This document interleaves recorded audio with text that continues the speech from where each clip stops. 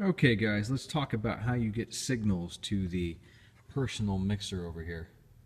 The board uses what's called Ultranet. It's their proprietary way of getting signal over there, and so I'm going to back out here. I'm going to go home, all right? So let's say we're sitting here and we want to get some signals to the personal mixers. What you do is go to the routing tab here, routing mode, and then you use the cursors. See my finger? Use the cursor to move the tab here to Ultranet. Once you get there, you've got these 16 outputs that correspond to the 16 inputs of the personal mixer. Okay? So, what you can do is you can scroll up and down to deal with each one at a time and assign it. Okay? So the first one you can see is kick drum here. And how it's getting his signal is called a direct out. And then if you look at where that's coming from, we can scroll down here and you can see that it's getting its direct out from channel 2 of the board.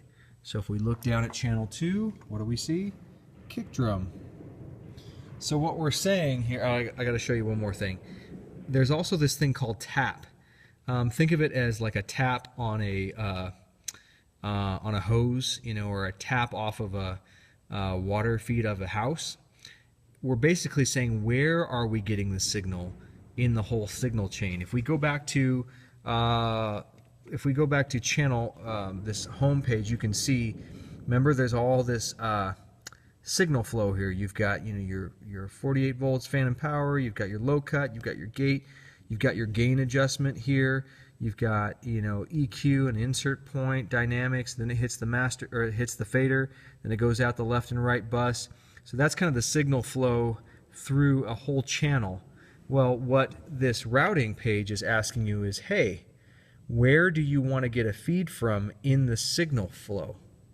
And for the personal mixers, I believe it's smart to get it from this. It's IN/LC plus M. And what that means is get it directly after the input, so that incorporates the gain that you've set, okay, directly after the input, plus LC, which is the low cut, plus there's an M here, and that stands for the mute. So if I've muted this channel, signal will not get out this Ultranet and eventually over to this first channel, this kick channel. Okay, so this tap is telling the board, where do you want to tap into the signal. So you can do it pre-EQ plus mute, post-EQ plus mute, pre-fader, so that means that's going to include the dynamics, so compression and gate and all that, pre-fader plus mute, and then post-fader. I don't believe any of these are appropriate, because if you make changes on the channel, you're going to mess with what the band is hearing in their mix. So I prefer doing it at the earliest stage here with this input